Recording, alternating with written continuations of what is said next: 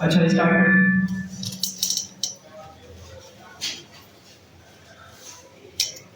क्या डिस्कस किया था लास्ट क्लास में? स्केलिंग पढ़ी थी, ठीक है। दो टाइप्स की स्केलिंग देखी थी, कौन कौन सी? मिन-मैक्स स्केलिंग और नॉर्मल स्केलिंग। मिन मैक्स और स्टैंडर्ड स्केलिंग देखी थी, ठीक है। और स्टैंडर्ड स्केलिंग हमने देखा था कि हमारा डेटा क्या होता है, नॉर्मली डिस्ट्रीब्यूट हो जाता है। और नॉर्मली डिस्ट्रीब्यूट को समझने की कोशिश करी थी कि नॉर्मली डिस्ट्रीब्यूशन के अंदर क्या होता है हमारा, अगर हम हिस्टोग्राम बनाएं तो हिस्टोग्राम बनाने पे हमें पता चलेगा कुछ इस तरह का बेल लाइक कर्व हमें देखने को मिलता है, ठीक है। तो नॉर्मल डिस्ट्रीब्यूशन के अंदर क्या होता है, या जब हम स्टैंडर्ड स्केलिंग परफॉर्म करते हैं, आवाज़ गूंज तो नहीं ज़्यादा, सही है। तो स्टैंडर्ड स्केलिंग में परफॉर्म करते हैं तो होता क्या है कि जो मीन है ना, जो डेटा का मीन है वो मेरे सेंटर पर आ जाता है, ठीक है। डेटा के एक्चुअल सेंटर पर आ जाता है, ठीक है। वैसे मीडियन हमें डेटा का एक्चुअल सेंटर बता रहा होता है, ठीक है। लेकिन मीन क्या होता है, वो सेंटर से डेविएट हो जाता है अगर कोई छोटी बड़ी वैल्यू उसको देखने को मिलता है। तो स्टैंडर्ड स्केलिंग के अंदर क्या होता है, वो डेटा के मीन को सेंटर पे ले आता है और जो स्टैंडर्ड डेविएशन होती है वो 1 बना देता है। पूरे डेटा की स्टैंडर्ड डेविएशन को क्या बना देता है, 1 बना देता है। अब इसका क्या मतलब है समझते हैं। तो ये फॉर्मूला होता है हमारा z equals to X minus mu over standard deviation, सही है। तो लेट से मेरे पास एक कॉलम है एज और उस पर मैंने स्टैंडर्ड स्केलिंग अप्लाई करी। तो लेट से कुछ एज मौजूद है यहाँ पे 21, 29, 19, 13 और लेट से 25, ये कुछ एज मौजूद हैं, ठीक है। तो क्या होगा, सबसे पहले इस डेटा का मीन ले लेगा। फॉर्मूले की मदद से क्या होगा, फॉर्मूले में 3 चीज़ें आती हैं, x minus mu over standard deviation. Mu हमारा मीन है, ठीक है। तो क्या होगा, जिस भी कॉलम पे हम स्टैंडर्ड स्केलिंग परफॉर्म कर रहे हैं उसका पहले मीन कैलकुलेट हो जाएगा, ठीक। और इसका स्टैंडर्ड डेविएशन भी कैलकुलेट हो जाएगा, ठीक है। स्टैंडर्ड डेविएशन निकालने का आपको याद होगा फॉर्मूला हमने पढ़ा था, वेरिएंस की मदद से निकाला जाता है। पहले वेरिएंस कैलकुलेट किया जाता है, ठीक है। वेरिएंस की मदद से उसको स्क्वायर रूट करेंगे तो स्टैंडर्ड डेविएशन आ जाएगा, ठीक है। ये दोनों वैल्यूज आपकी फिक्स हो गई किसी भी कॉलम के लिए। अगर 10 कॉलम है तो 10 कॉलम के लिए आपका मीन सेपरेट होगा, 10 मीन्स होंगे टोटल और 10 ही स्टैंडर्ड डेविएशन होंगे कॉलम के रेस्पेक्ट से, ठीक। अब ये जो x है ना, x आपके पास इंडिविजुअल वैल्यू है। तो क्या होगा आपका, लेट से हमने कहा इसका मीन आया फॉर एग्जांपल 22 और स्टैंडर्ड डेविएशन इसका आया 3.5 लेट से, ठीक। अच्छा, अभी ये पूरे कॉलम के हिसाब से स्टैंडर्ड डेविएशन आया है तो 3.5 मिला है, ठीक है। जिस स्टैंडर्ड डेविएशन की मैं बात कर रहा था 1 हो जाएगा, वो बाद में हम देखेंगे, ठीक है। तो फिलहाल के लिए समझे ये 2 वैल्यूज कैलकुलेट हुई मेरे एज वाले कॉलम की। तो अब मैं क्या करूँगा, हर वैल्यू को अब मैं इन दोनों पैरामीटर्स के साथ फॉर्मूले में सब्सटीट्यूट करूँगा और आंसर निकालूंगा किसका, जी स्कोर का, ठीक है। ये हमारे पास जी स्कोर या जी वैल्यू खिलाती है। तो क्या होगा, 21 माइनस 22 हो जाएगा और डिवाइडेड बाय 3.5 हो जाएगा, सही है। तो इसको सिंप्लीफाई करने पे जो आंसर आएगा वो क्या होगा मेरा, इस वाली एज की जगह वो आंसर यहाँ पे देखने को मिल जाएगा, ठीक। जो भी आंसर होगा, लेकिन अभी हमारे पास आंसर किस में आ रहा है, माइनस में आ रहा है, ठीक है। तो इसीलिए आपको अगर याद हो, मे बी के रिजल्ट यहाँ पे हमारे पास मौजूद हो, स्टैंडर्ड स्केलिंग करके हमने शायद रिजल्ट्स प्रिंट किए थे, माइनस में आती थी एग्जैक्टली। तो माइनस में आने की वजह ही यही थी कि हमारे पास ये जो फॉर्मूला जब अप्लाई हो रहा होगा तो अगर कोई मीन से छोटा नंबर है डेटा के अंदर तो वो माइनस में देखने को मिल रहा होगा, और अगर मीन से बड़ा नंबर है तो क्या होगा आपका, वो पॉजिटिव नंबर बन जाएगा, ठीक है।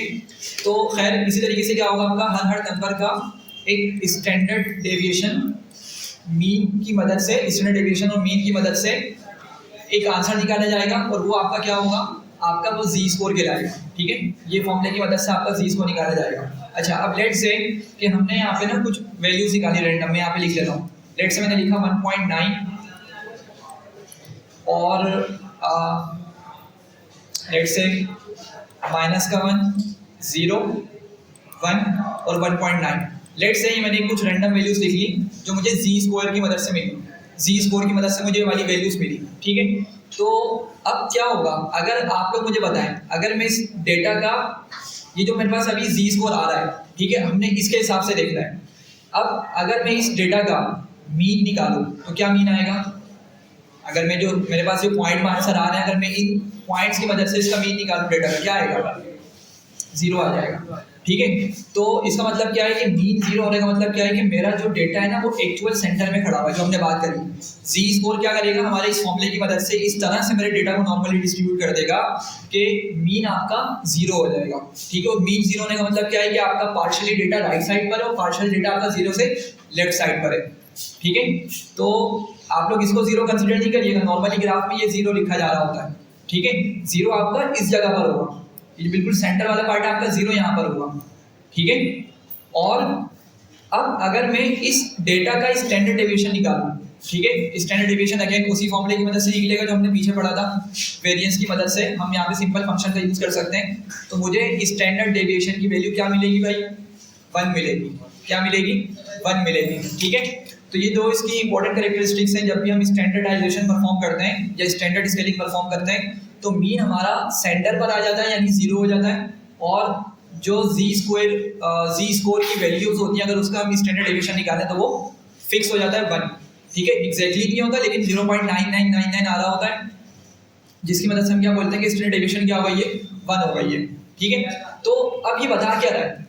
हमने मतलब ये देख लिया कि चले भाई मीन भी 0 हो गया, स्टैंडर्ड डेविएशन 1 हो गई, हम इसको प्रूव भी कर देंगे अभी आगे जाके। लेकिन इससे हम क्या इनसाइट्स निकालें, मतलब क्या फायदा हो रहा है इस चीज़ को पढ़ के हमें? जी देखें, हो क्या रहा है, ये मीन आ गया, ठीक है, मीन आ गया आपका 0, ये आपकी 0 वैल्यू आ गई मीन की। अब स्टैंडर्ड डेविएशन 1 होना ये बता रहा है कि मेरा डेटा के अंदर जो टोटल स्टैंडर्ड डेविएशन है ना, या जो वैल्यूज डेविएट हो रही है वो किस वैल्यू के साथ हो रही है? 1 वैल्यू के साथ हो रही है, ठीक है। मतलब मेरी वैल्यूज जो मीन से डेविएट हो रही है वो 1 स्टैंडर्ड डेविएशन है। जो डेविएशन मेरे पॉइंट्स का है, हर पॉइंट में मेरा डेविएट हो रहा है, मीन से या तो राइट जा रहा है या तो मीन से लेफ्ट आ रहा है, ठीक है। तो वो कितना है हमारा? वो 1 हो जाएगा, फिक्स हो जाएगा। राइट पे भी आपका अगर डेटा जाता है तो वो भी 1, और लेफ्ट पे अगर डेटा जाता है तो आपका वो क्या होगा? सिर्फ साइन चेंज हो जाएगा लेकिन वो -1 ही रहेगा। मतलब हम क्या बोलेंगे कि मेरा जो अब डेटा है ना, नॉर्मली डिस्ट्रीब्यूशन के अंदर यही फायदा होता है। देखें, हम बात यही कर रहे हैं कि मेरा डेटा क्या हो जाएगा, इस तरह से डिस्ट्रीब्यूट कर देगा मेरा ये जो टेक्निक है कि मेरा पार्शियल डेटा मीन के राइट पर और पार्शियल डेटा मीन के लेफ्ट पर आ जाएगा, ठीक है। तो ये चीज़ होती है हमारी नॉर्मल डिस्ट्रीब्यूशन के अंदर, जो most of the machine learning algorithms की असम्पशंस के अंदर ये बात होती है कि हमारा डेटा क्या हो? स्टैंडर्डाइज्ड डेटा हो, मतलब उस पर स्टैंडर्ड स्केलिंग परफॉर्म हुई भी हो, ठीक है। तो इसीलिए हम क्या करते हैं, समटाइम्स हम नॉर्मलाइजेशन अप्लाई कर देते हैं, ठीक है, और समटाइम्स हम क्या करते हैं, स्टैंडर्डाइजेशन यानी स्टैंडर्ड स्केलिंग परफॉर्म करके अपने डेटा को, उसके मीन को 0 बनाते हैं और स्टैंडर्ड डेविएशन जो डेटा का स्प्रेड है वो 1 बना देते हैं। अब भले ही वो राइट साइड पर हो तो पॉजिटिव होगा स्टैंडर्ड डेविएशन की वैल्यू, और अगर वो स्टैंडर्ड डेविएशन माइनस में तो वो लेफ्ट साइड पे स्प्रेड बता रहा है कि आपका जितना राइट साइड पर है स्प्रेड उतना ही लेफ्ट साइड पर है, ठीक है। सर इसको चूज कैसे करेंगे, हमको ये करना है या ये करना है? मतलब हम स्टैंडर्ड डेविएशन की तरफ जाएंगे या हम नॉर्मल डेविएशन की तरफ जाएंगे, किस तरफ जाएंगे? अच्छा देखें, ये जो है ना, हमें जब एल्गोरिथम्स अप्लाई कर रहे होंगे ना तो हम उसकी असम्पशंस पढ़ सकते हैं कि भाई ये जो एल्गोरिथम है ना वो किस टाइप के डेटा पे अच्छा परफॉर्म करता है। नॉर्मलाइज्ड डेटा पर अच्छी परफॉर्मेंस देता है, असम्पशंस होती हैं, ठीक है, या ये स्टैंडर्डाइज्ड डेटा के ऊपर अच्छी परफॉर्मेंस देता है, ठीक है। वरना हम क्या कर सकते हैं, हम दोनों अप्लाई करके परफॉर्मेंस को खुद एवेलुएट कर सकते हैं कि कौन सी मॉडल, मतलब किस सिनेरियो के अंदर हमें अच्छी परफॉर्मेंस देखने को मिल रही है, सही है।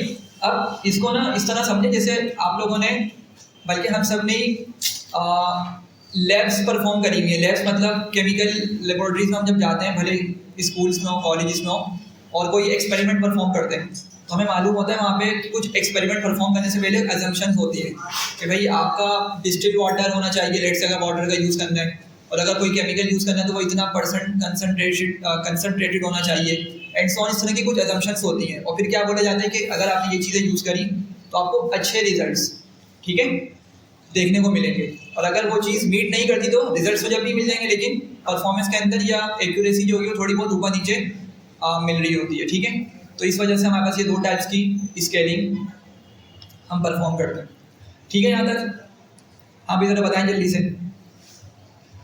तो लास्ट क्लास वाला जो कोड था ना उसको थोड़ा एक मरतबा जल्दी से रन करते हैं ताकि हम ये जो भी हमने मीन की बात करी है मीन वाली चीज़ को हम प्रूव कर लें और स्टैंडर्ड डेविएशन वाली चीज़ को भी हम एक मरतबा खुद से देख लें। तो मैं ऊपर जाता हूँ ज़रा और मैं सेल्स को रन करता हूँ दोबारा।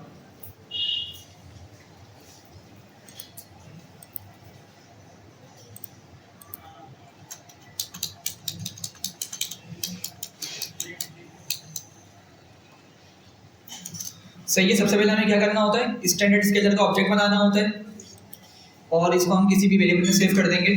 उसके बाद हम क्या करेंगे, फिट ट्रांसफॉर्म चलाएंगे किस पर, ट्रेनिंग वाले डेटा सेट पे, वो भी एक्स ट्रेन पे सिर्फ जो हमने इनपुट में डेटा प्रोवाइड करना है, ठीक है। और इसको भले तो आप चाहें कि एक्स ट्रेन में ही सेव करा दें वापसी, और अगर आप चाह रहे हैं किसी व्यू वेरिएबल में सेव कराना तो मर्जी है। इसको मैंने सेव करवा दिया और अब जब मैं टेस्टिंग वाले डेटा इसको दूंगा स्टैंडर्डाइज करने के लिए तो सिर्फ ट्रांसफॉर्म चलाऊंगा। सही है, क्यों? क्योंकि मैं इसको बोल रहा हूँ कि ऊपर जो तुम सीख कर आए हो ना ट्रेनिंग वाले डेटा पर, जो तुमने मीन निकाला, जो स्टैंडर्ड डेविएशन निकाला, उन्हीं वैल्यूज को यूज करते हुए मेरे एक्स टेस्ट को ट्रांसफॉर्म करो। सही है, एक्स टेस्ट का अलग से मीन और स्टैंडर्ड डेविएशन नहीं कैलकुलेट करना, ठीक है। तो यहाँ पे ये मेरा टेस्टिंग वाला स्टैंडर्डाइज हो गया। और अब हम क्या करते हैं, जरा देखते हैं एक्स ट्रेन और एक्स टेस्ट के रिजल्ट्स क्या आ रहे हैं हमारे पास। पहले हम इनके रिजल्ट्स देखते हैं।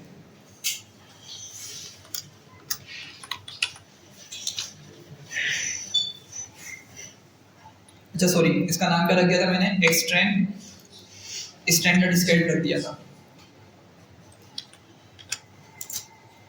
ठीक है। तो जरा देखें, हमें कुछ यहाँ पे नेगेटिव वैल्यूज देखने को मिल रही हैं, ठीक है। नेगेटिव भी होंगी और पॉजिटिव भी होंगी, सही है। और कितने कॉलम से मेरे पास, ये एडवर्टाइजिंग डेटा सेट है, तो एडवर्टाइजिंग के अंदर अगर आपको याद हो इसमें टोटल 4 कॉलम्स थे, ठीक है, लेकिन 3 हमने इनपुट्स में रखे हुए थे। कौन कौन से थे, टीवी, रेडियो, न्यूज़पेपर। और सेल्स वाले कॉलम को तो हमने हटा ही दिया था क्योंकि हम इनपुट के अंदर आउटपुट वाला कॉलम प्रोवाइड नहीं करते, सही है। तो ये हमें यहाँ पर 3 वैल्यूज दिखा रहा है इस तरीके से। तो अब अगर मैं क्या करता हूँ, लेट से मैं किसी भी एक कॉलम को उठा लेता हूँ, अगर मैं यहाँ पे इसकी इंडेक्सिंग परफॉर्म करूँ, ठीक है। अच्छा, ये अभी लेकर आ रहा है, फर्स्ट रो को ले आ रहा है, ठीक है। ये फर्स्ट रो को ले आया, मतलब फर्स्ट रो को लाने का मतलब कि 3 डिफरेंट कॉलम्स की वैल्यूज को लेकर आ रहा है, ठीक। मुझे इसको निकालना चाहिए था 1 मिनट,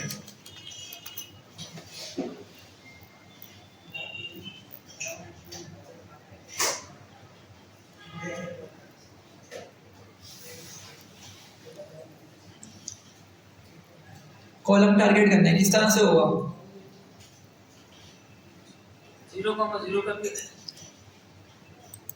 मैं 0 पे वो पहली वैल्यू ही आएगा बस ये। आई थिंक नंपाई के कॉलम लगा दे, लास्ट वाले 0 के बाद, इसके बाद हाँ इसके बाद आप बोल रहे हैं फर्स्ट रो। असल में ये जो इंडेक्सिंग परफॉर्म करना है इसमें क्या होता है, रो और कॉलम होता है। वो हमने पढ़ा था ना 2 डायमेंशन नंपाई के अंदर, ये नंपाई की एरिया से में दे रहा है, रिटर्न कर रहा है। तो ये आपकी रो है और कॉमा के बाद हम क्या लिखते हैं, कॉलम लिखते हैं। तो इसने अगर फर्स्ट वाले रो को टारगेट कर लिया तो अब पूरे कॉलम से वैल्यूज को निकालना डिफिकल्ट है, ठीक है। एक बार में रो कॉल करेंगे तो सारी रोज आ जाएंगी इस तरीके से ना, हम बोल रहे हैं कि सारी रोज को ले आओ और पहले वाले कॉलम को ले आओ, ठीक है।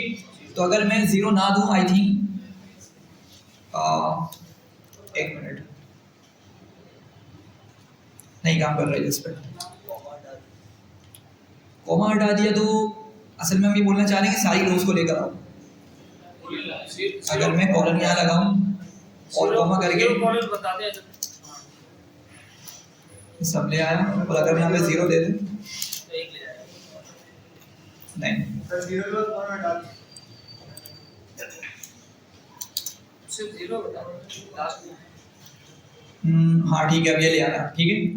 तो इंडेक्सिंग का यूज़ यहाँ पे हुआ है, खैर स्लाइसिंग है बेसिकली, इंडेक्सिंग नहीं है, ठीक है भाई।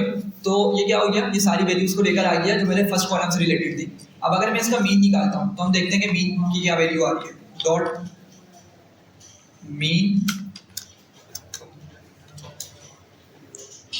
अच्छा ये नंपाई की एरे है, ठीक है, ये क्या है, नंपाई की एरे है।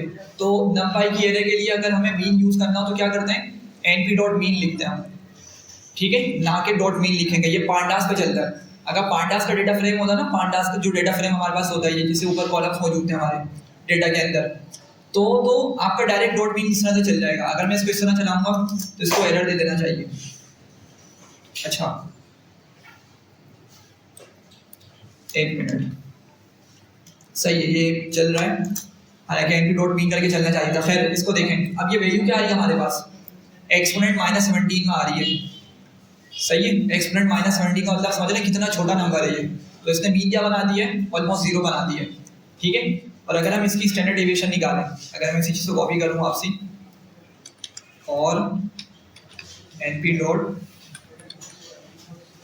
स्टैंडर्ड डेविएशन, और मैं इसके अंदर ये वैल्यू पास करता हूँ, तो क्या ला रहा है वैल्यू, ये 1 स्टैंडर्ड डेविएशन लेकर आ रहा है, ठीक है। तो ये हमारे पास क्या होता है, ये नॉर्मल डिस्ट्रीब्यूशन की कैरेक्टरिस्टिक होती है कि मीन हमारा जीरो मतलब एग्जैक्टली सेंटर पर आ जाता है, और स्टैंडर्ड डेविएशन 1 होने का मतलब कि मेरा डेटा नॉर्मली डिस्ट्रीब्यूट हो जाता है, राइट पे भी उतना ही डेटा और लेफ्ट पे भी उतना ही डेटा हो जाता है, ठीक है। तो ये हमारा लास्ट टॉपिक था, लास्ट क्लास का, जो हमने डिस्कस किया था, ठीक है। फिर हमने आपको स्टेप्स याद हैं, सारे ये स्टेप्स हमने परफॉर्म करके उसको स्टैंडर्डाइज डेटा प्रोवाइड किया, और उससे फिर हमने प्रेडिक्शन निकलवा के R2 स्कोर कैलकुलेट कर लिया था, ठीक है। चलें अब आज का टॉपिक स्टार्ट करते हैं। आज हमने देखना है इनकोडिंग, और हमने दो चीज़ें डिस्कस करनी है इनकोडिंग के अंदर, एक तो है लेबल इनकोडिंग और दूसरी है वन हॉट इनकोडिंग।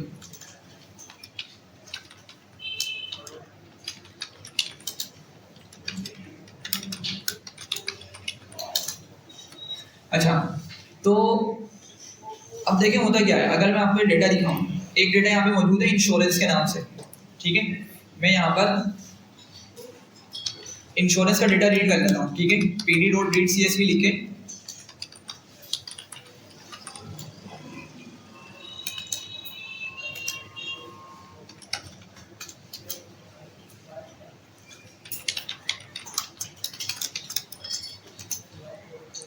अच्छा ये डेटा आ गया इंश्योरेंस का, ठीक है। इसमें हमें क्या क्या कॉलम्स मिल रहे हैं, एज है, जेंडर है, बीएमआई है, चिल्ड्रन है, स्मोकर है, रीजन है, और फिर उसके भी हाफ में बताया जा रहा है कि उसका कितना एक्सपेंस होगा, ठीक है।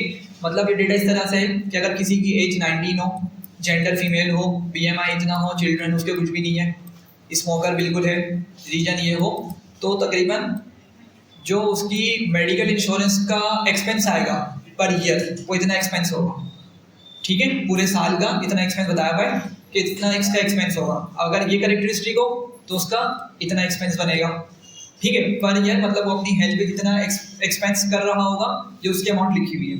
तो अब हमने क्या करना है, अगर मैं चाह रहा हूँ कि मैं इस डेटा पे मशीन लर्निंग मॉडल ट्रेन करूँ, ठीक, और मैं क्या करूँ, एक्सपेंसेस कैलकुलेट करने के लिए इसको कैपेबल बना दूँ कि मेरे एक्सपेंसेस कैलकुलेट करके बताएगा ये इन कॉलम्स के बिहाफ पर, ठीक है।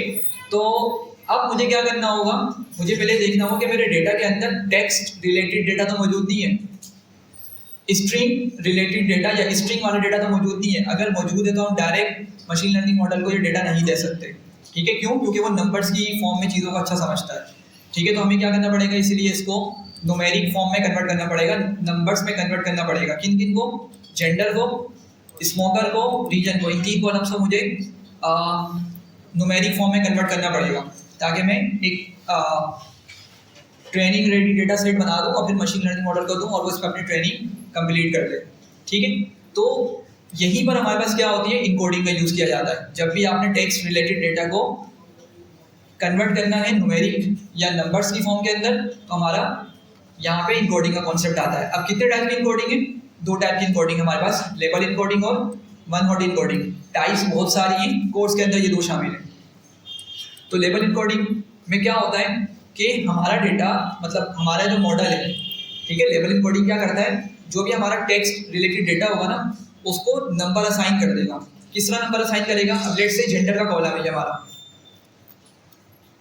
तो इस जेंडर के अंदर 2 ही वैल्यूज हैं, या तो मेल है या फीमेल है, सही है। तो क्या होगा कि लेट से अगर ये मेल को 1 बोल देता है, या अगर इसने मेल को 0 बोल दिया तो फीमेल को क्या बोल देगा, ये 1 बोल देगा। अच्छा, अब ये बाइनरी वाली इनकोडिंग नहीं है, ज़रा समझिएगा बात को। ये बाइनरी वाली हमने देखा था ना कि 1 0 2 डिजिट्स होते हैं हमारे पास। बाइनरी में कितने होते हैं, सिर्फ 2 डिजिट्स होते हैं, 0 या 1। ये वो वाली चीज़ नहीं है। लेट से अगर मैंने यहाँ पे बात की होती डिग्री के हिसाब से कि हमने डिग्री वाले कॉलम को इंपोर्ट करना है, और डिग्री के अंदर हमारे पास 3 डिग्रीज आ रही है। लेट से एक आ रही है मैट्रिक की डिग्री, MD लिख रहा हूँ मैं, एक इंटर की डिग्री, उसके लिए ID लिख रहा हूँ, ठीक है, और लेट से एक यूनिवर्सिटी की डिग्री है, मैंने उसके लिए UD लिख दिया। तो अब ये क्या करेगा, अब ये इसको 0 दे देगा अगर, तो इसको 1 कर देगा और इसको क्या बोल देगा, इसको 2 बोल देगा, ठीक है। तो सिमिलरली क्या होता है कि हमारे जो कॉलम है उसकी यूनिक वैल्यूज जो हैं उसको देखते हुए ये नंबर्स असाइन करने स्टार्ट कर देता है, सही है। तो ये वाली इनकोडिंग आपकी क्या कहलाती है, इस तरह की जो इनकोडिंग होती है वो लेबल इनकोडिंग कहलाती है, ठीक है। तो यहाँ तक क्लियर है सबको।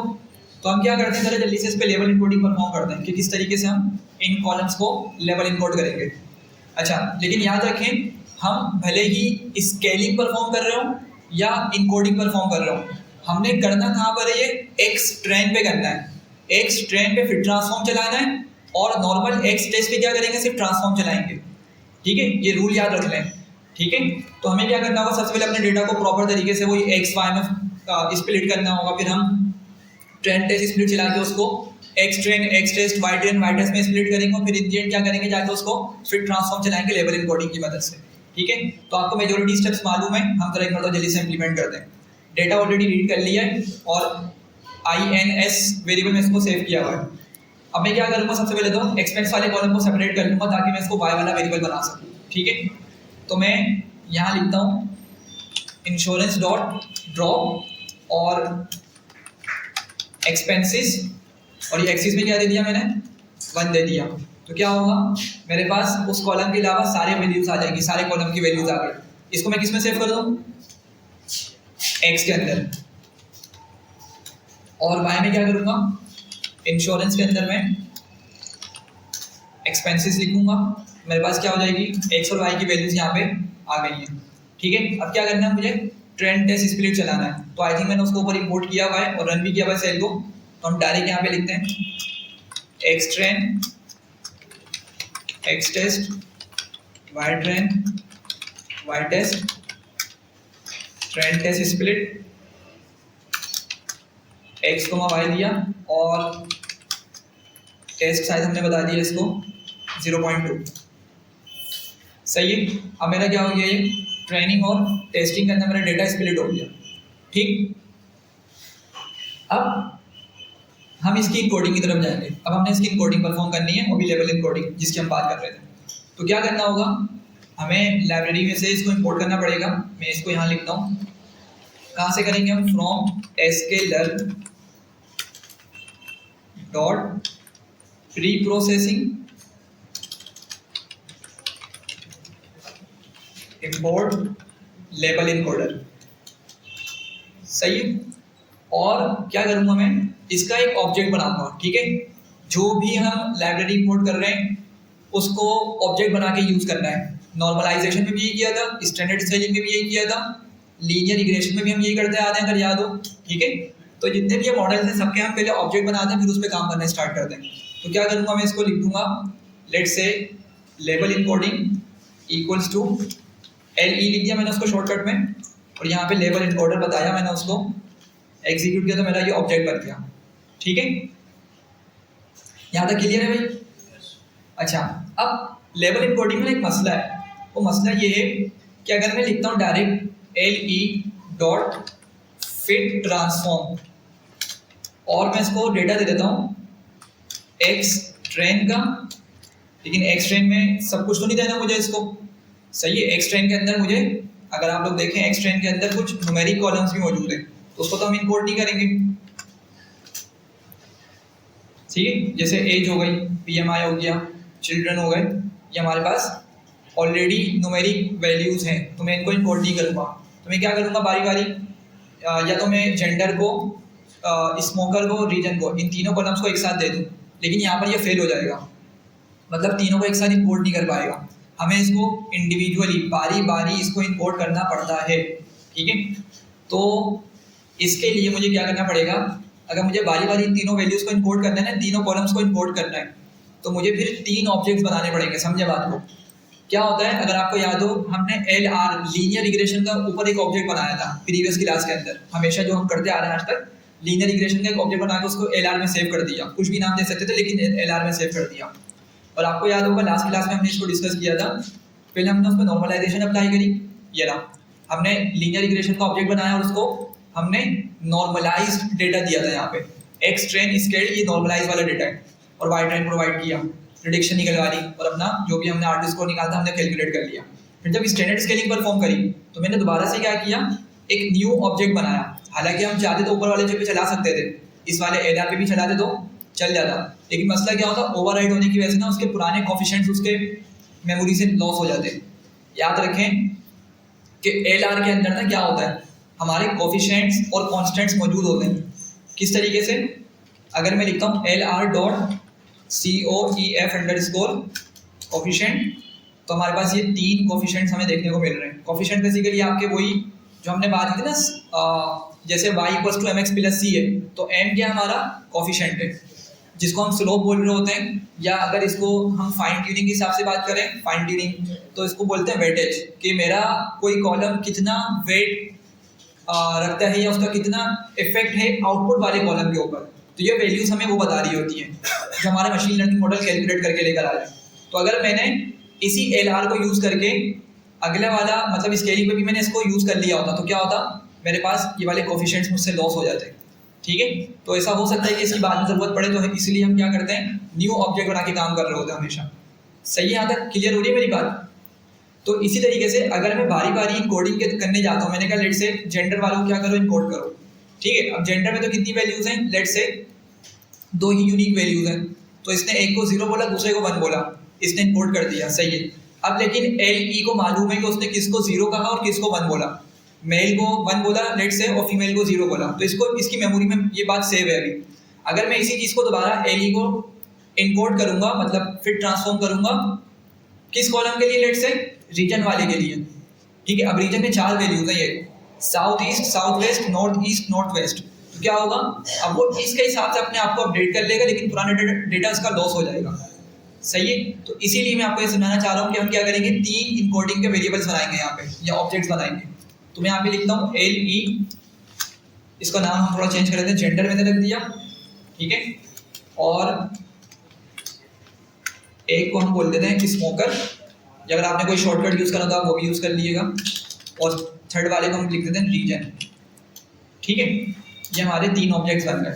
अब मैं क्या करूँगा, बारी बारी इन कॉलम्स को निकाल के इनकोड करूँगा।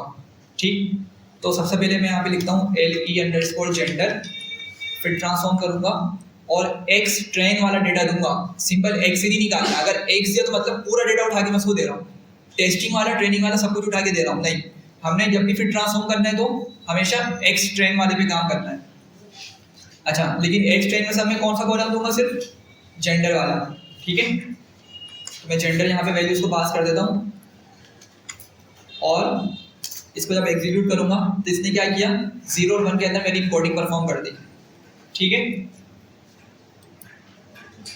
अच्छा, ये इसने क्या किया है, फिट ट्रांसफॉर्म, मतलब डेटा को समझा और हाथ के हाथ इन वैल्यूज को सेव कर दिया।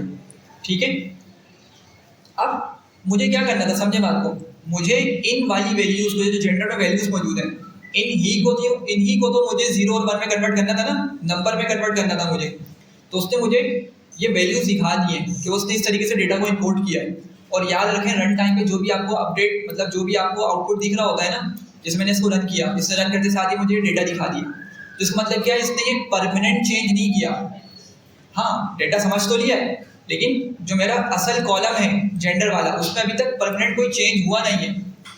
मेरी बात समझ रहे हैं मैं क्या बोल रहा हूँ? तो मुझे ओवरराइड करना पड़ेगा इन तमाम वैल्यूज को, ताकि अभी जो हमें मेल और फीमेल देखने को मिल रहा है ये ओवरराइड हो जाए, किसकी मदद से, 0 और 1 की मदद से। सही है, तो अगर मैं इसी चीज़ को उठाऊं और मैं इसको इस तरीके से ओवरराइड करा दूं, तो क्या होगा, अब जेंडर की जगह मेरे पास 0 और 1 आ जाएगा, और मेरा डेटा जो एक्स ट्रेन वाला वेरिएबल है उसमें अपडेट हो जाएगा जाकर।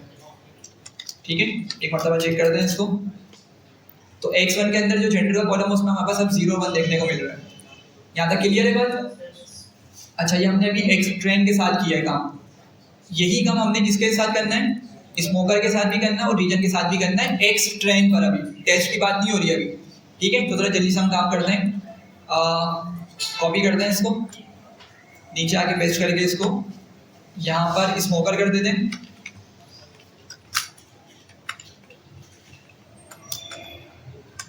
क्या होगा, यहाँ से मुझे स्मोकर की वैल्यूज मिलेंगी, ठीक है? स्मोकर यस या नो, और मैं क्या कर रहा हूँ उसको फिट ट्रांसफॉर्म चलाऊंगा, सही है? क्योंकि ट्रेनिंग वाले डेटा पे कन्वर्ट कर रहा हूँ मैं इसको, ट्रेनिंग वाला डेटा प्रोवाइड कर रहा हूँ मैं इसको। तो ट्रेनिंग वाला जब भी डेटा प्रोवाइड करेंगे फिट ट्रांसफॉर्म चलेगा, और यहाँ पे जेंडर की जगह क्या आ जाएगा? स्मोकर आ जाएगा, सही है? क्योंकि हमने 3 ऑब्जेक्ट बनाए थे ऊपर, स्मोकर, जेंडर और रीजन। तो मैं स्मोकर वाला इसका ऑब्जेक्ट यूज कर रहा हूँ, ठीक है भाई यहाँ तक? और साथ ही साथ में दूसरा वाला भी लिख देता हूँ,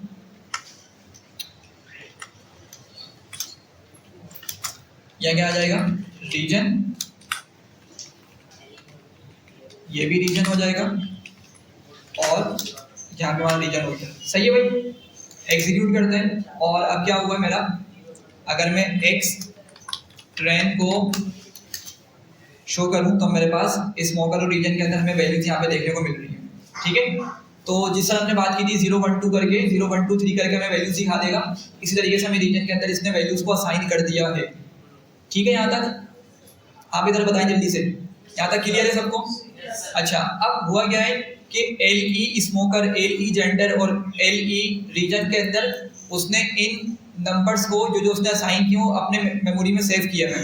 तो अब मैं क्या करूँगा, अगर टेस्टिंग पे जाऊँ, टेस्टिंग में भी मुझे ये वाला काम करना पड़ेगा। देखें ज़रा, अगर एक्स टेस्ट को मैं प्रिंट करता हूँ तो एक्स टेस्ट के अंदर मेरे पास अभी वही मौजूद है, जेंडर में जेंडर आ रहा है, स्मोकर में यस नो आ रहा है, रीजन के अंदर वही वैल्यूज आ रही है। तो मैं क्या करूँगा, बारी बारी इनके कॉलम्स को निकाल कर रिस्पेक्टिव ऑब्जेक्ट का यूज करते हुए इनको ट्रांसफॉर्म कर दूंगा। समझ रहे हैं बात? हाँ भाई बताएं जरा यहाँ से यहाँ तक, ठीक है? तो मैं यहाँ पे लिखता हूँ L E gender dot transform, और इसको देंगे एक्स ट्रेन, और अच्छा हाँ सॉरी एक्स टेस्ट आ जाएगा, और यहाँ पे जेंडर आ गया, ठीक है? ट्रांसफॉर्म किया तो हमें जो भी उसने जेंडर वाली मेमोरी अपने पास रखी हुई थी कि 0 उसने किसको बोला, 1 किसको बोला, वो उसने हमारे जेंडर पे अप्लाई किया टेस्ट के अंदर डेटा को, और फिर उसने हमें ये वैल्यूज दिखा दी। हमें क्या करूँगा, अगेन इनको एक्स टेस्ट में ले जाकर ओवरराइड करवा दूंगा। तो मैं इसको कॉपी करता हूँ, ठीक है? और साथ ही साथ हम बाकी तीनों को भी कर लेते हैं। यहाँ पे क्या आ जाएगा, स्मोकर,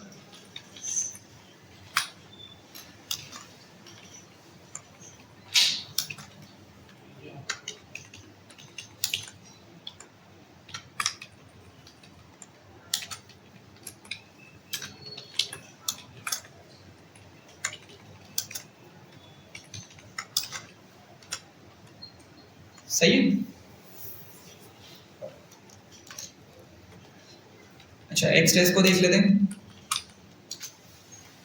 तो ये सारी वैल्यूज क्या हो गई हैं, अपडेट हो गई हैं हमारे पास, और पूरा डेटा क्या हो चुका है, जो हमने इंपोर्ट करना था ये लेवल इंपोर्ट हो चुका है, ठीक? अच्छा, एक और हमने इसमें काम करना है कि डेटा को हम क्या करते हैं, कभी भी इस फॉर्मेट में नहीं देते। मतलब आप देख रहे हैं एज, BMI, यहाँ पे डिफरेंट डिफरेंट वैल्यूज हैं, तो हम हमेशा ये कोशिश करते हैं कि इसको स्केल करके डेटा को दें जब भी मॉडल को ट्रेन करना हो, ठीक है? तो हमें इन 2 कॉलम्स पे क्या करना पड़ेगा, एक और काम करेंगे कि इसको स्केल करना पड़ेगा। अब या तो नॉर्मलाइज कर लें इसको, या तो स्टैंडर्डाइज कर लें, ठीक है? मर्जी है, तो किसको करें अभी फिलहाल? नॉर्मलाइज कर लें इसको, ठीक है? नॉर्मलाइज करने के लिए क्या करना पड़ेगा, मुझे लाइब्रेरी इंपोर्ट करनी पड़ेगी। क्या नाम था उसका, कहाँ गया, लेवल इंकोडर, और मेन मैक्स स्केलर यहाँ पे इंपोर्ट कर लेते हैं नीचे आकर। अच्छा, ये काम हमने दोनों के लिए करना है, सही है? एक्स ट्रेन पर भी करेंगे और यही काम एक्स टेस्ट पे भी करेंगे, लेकिन एक डिफरेंस आएगा। वो डिफरेंस क्या होगा, एक्स ट्रेन पे जब मैं इसको नॉर्मलाइज करूंगा तो क्या यूज करूंगा, फिट ट्रांसफॉर्म, जबकि एक्स टेस्ट पे जब यूज करूंगा तो क्या बोलूंगा इसको, ट्रांसफॉर्म बोलूँगा, ठीक है। तो हम यहाँ पे इसको पहले ऑब्जेक्ट बनाएंगे, हमने ऑब्जेक्ट बना के काम करना है, तो मैंने लिख लिया MMS min max scaler equals to, ये ऑब्जेक्ट बना लिया। अच्छा, अब min max स्केलर थोड़ा सा फ्लेक्सिबल है, मतलब अगर मैं इसको 2, 3, 10 जितने कॉलम्स हो एक साथ सब पे ये नॉर्मलाइज कर देगा। तो अब हमें बारी बारी करके नहीं करना काम, हम क्या करेंगे, जस्ट पूरा एक स्ट्रिंग में से न्यूमेरिक डेटा प्रोवाइड करेंगे इसको, और वो क्या कर लेगा, नॉर्मलाइज कर देगा डेटा को। तो अगर मैं लिखता हूँ MMS डॉट फिट ट्रांसफॉर्म, ठीक है, और मैं इसको एक स्ट्रिंग में से डेटा प्रोवाइड करता हूँ, जेंडर और कौन सा था, एज,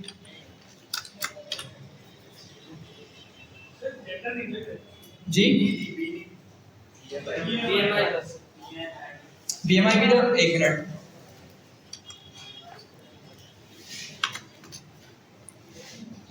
ठीक है, एज है, BMI है, और मैंने क्या लिख दिया, एज, अच्छा मैंने सॉरी जेंडर लिख दिया, सॉरी,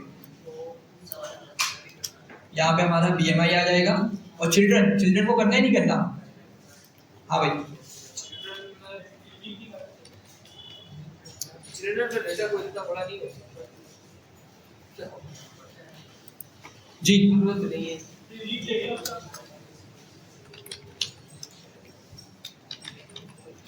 चिल्ड्रन और यूनिक, ठीक है, 1 से लेके कहाँ तक, 0 से लेके 5 तक नंबर जा रहे हैं। अब आप बोलेंगे कि डेटा तो इतना बड़ा नहीं है, लेकिन देखिए बात समझे, जब हम मॉडल को ये डेटा प्रोवाइड करेंगे ना, तो हमारे जितने भी एक्चुअल न्यूमेरिक कॉलम्स हैं, इनकोडिंग वाले नहीं, एक्चुअल जिसकी वैल्यूज हमारे पास वेरी कर रही हैं, उसको बेटर ये होता है, भले छोटा हो बड़ा हो, जब नॉर्मलाइज करके बाकी डेटा प्रोवाइड करें तो इस डेटा को भी क्या करें, नॉर्मलाइज करके ही दें या स्केल करके दें, बाकी 0 और 1 की रेंज में, तो उसके लिए तो ये पड़ेगा, उसकी जरूरत नहीं पड़ेगी, एग्जैक्टली, ठीक है। तो इसीलिए भले छोटी वैल्यूज है, 5 मतलब हमारे लिए से छोटा है, लेकिन हम फिर भी क्या करेंगे, जब एक रूल अप्लाई कर देना हमने कि भाई हम नॉर्मलाइज डेटा देंगे या स्टैंडर्डाइज डेटा देंगे, तो फिर तमाम कॉलम्स को ही हमने ये वाला प्रोसेस मतलब अप्लाई करके उसको मशीन लर्निंग पे मॉडल देना है, ये डेटा देना, ताकि मॉडल सही से लर्न कर सके। तो मैं क्या करता हूँ, चिल्ड्रन वाले को भी उठा लेता हूँ यहाँ से, और फिर इसको हम साथ ही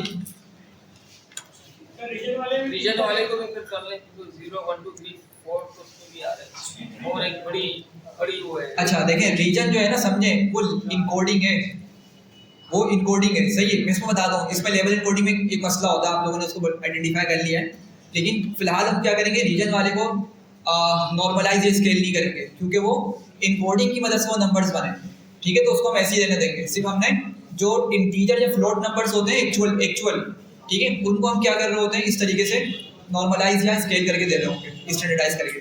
अब मसला क्या है, अभी इसको डिस्कस करते पहले, यहाँ इसको इतना कर लें, यहाँ तक क्लियर है भाई, ठीक है। तो एग्जीक्यूट किया और इसने नॉर्मलाइज कर दिया, ठीक है। अच्छा, अगेन ये डेटा जो है टेम्पोरेरी आया है, ठीक है, व्यू में दिख रहा है तो टेम्पोरेरी है। तो मैं क्या करूँगा, अगर मैं इसी चीज़ को कॉपी करूँ यहाँ से और वापसी चला जाऊँ मैं लेफ्ट पे, और मैं ये लिख दूँ कि क्या करो, यहाँ से जो वैल्यूज़ आ रही है ना, BMI, एज, चिल्ड्रन की जो वैल्यूज़ आ रही हैं नॉर्मलाइज होने के बाद, उसको मेरे एक स्ट्रिंग में जाओ और इन्हीं कॉलम की जगह रिप्लेस करवा दो। ये सही है, समझ रहे हैं यहाँ तक बात को? तो क्या होगा, जो जो वैल्यूज़ आ रही हैं जाकर रिप्लेस हो जाएंगे मेरे पास। तो मैं यहाँ पे इसको एग्जीक्यूट करता हूँ और अब दोबारा से एक स्ट्रिंग को चेक करते हैं। जी, ओवरराइड हो गया, सही है। तो एज हो गई, BMI हो गया, चिल्ड्रन हो गया, ये हमारे पास क्या हो चुके हैं, नॉर्मलाइज हो चुके हैं, नॉर्मलाइज स्केल पर आ चुके हैं 0 से 1 के दरमियान। क्लियर है यहाँ तक? अब एक स्टेप बाकी है मॉडल को देने से पहले। क्या स्टेप है वो बताएं जरा जल्दी से। टेस्ट को भी करना है, अभी ट्रेन को किया ना हमने, यही प्रोसेस हमने टेस्ट पे भी करना है, एक्स टेस्ट पे, ताकि क्या करें, ट्रांसफॉर्म हो सके हमारा टेस्टिंग वाला डेटा। क्यों? क्योंकि हमने जब प्रिडिक्शन निकलवानी होगी ना, तो एक्स टेस्ट देंगे उसको, मॉडल को, क्या इस डेटा पर मुझे प्रिडिक्शन दो एक्सपेंसेस की, सही है। तो वो जो डेटा हम उसको देंगे वो भी हमारा नॉर्मलाइज होना चाहिए, क्योंकि हमने उसको ट्रेनिंग के वक्त भी नॉर्मलाइज डेटा और इनकोडेड डेटा दिया था। तो टेस्टिंग वाले के साथ भी हमने यही वाला फिनोमेना अप्लाई करना है, सारा प्रोसेस। तो क्या करेंगे उसके लिए, MMS डॉट ट्रांसफॉर्म और एक्स टेस्ट, बल्कि मैं एक काम करता हूँ, ये लिखता हूँ यहाँ पे, ठीक है, और ये टेस्ट कर देता हूँ, ठीक है। BMI एज चिल्ड्रन, ये क्या करेगा, उसको ट्रांसफॉर्म करेगा और ये डेटा आ गया। अगेन क्या करेंगे, हम इसको ओवरराइड करा के उसी वेरिएबल में सेव करवा देंगे।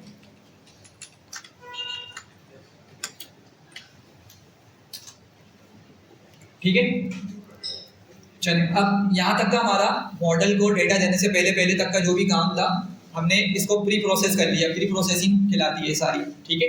और अभी हमारा डेटा बिल्कुल क्लीन था, मतलब उसके अंदर हमें कोई नल वैल्यूज या कोई डेटा कन्वर्जन की ज़रूरत नहीं पड़ी, डेटा टाइप कन्वर्जन हम कर रहे होते हैं उसकी ज़रूरत नहीं पड़ी, ठीक है।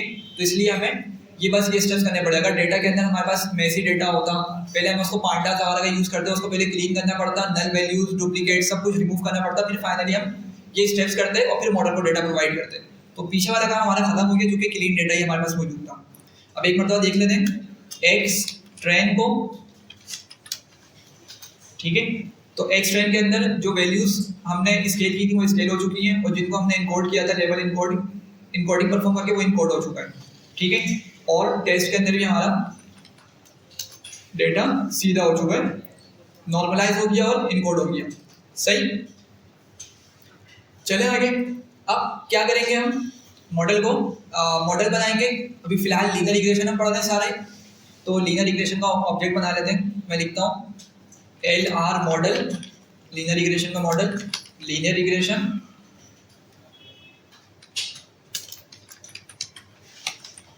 शायद ये इंपोर्ट नहीं किया हुआ भाई, ठीक है। तो क्या हुआ, एक लीनियर रिग्रेशन का न्यू मॉडल बनाया, न्यू ऑब्जेक्ट बनाया, और मैं अब इसको डेटा दूंगा LR मॉडल डॉट फिट। अच्छा, यहाँ पे हम क्या करेंगे, सिर्फ फिट करते हैं, स्केलिंग या इनकोडिंग करते हुए फिट ट्रांसफॉर्म करते हैं। क्यों, क्योंकि हम ये बोलते हैं कि डेटा को समझो, डेटा से कैलकुलेशन परफॉर्म करवाओ। जैसे अगर मीन मैक्स इसके अंदर अप्लाई किया मैंने, तो हम उसको क्या बोल रहे होंगे, फिट करने का मकसद क्या है कि डेटा के अंदर क्या जाके मालूम करो, मीन, डेटा को रीड करो, वहां से मीन निकालो, उसका क्या निकालो, उससे मैक्स निकालो। अब ये दो चीज़ें तो निकाल लेगा फिट के अंदर, वो फिट का ये मतलब है कि मीन और मैक्स पे चाल दो जाके, निकल गया। लेकिन हम क्या बोल रहे हैं, साथ ही साथ ना इस ट्रेनिंग वाले डेटा को ट्रांसफॉर्म भी कर दो नॉर्मलाइजेशन वाले तरीके से। तो आपको मालूम है उसका formula, x minus x mean और एक्स मैक्स माइनस एक्स मिन। तो क्या करेगा, ये वाला आपका ट्रांसफॉर्मेशन का स्टेप है और ये वाला आपका फिट है। तो हम दोनों ही काम से एक साथ करवा रहे होते हैं, ठीक है।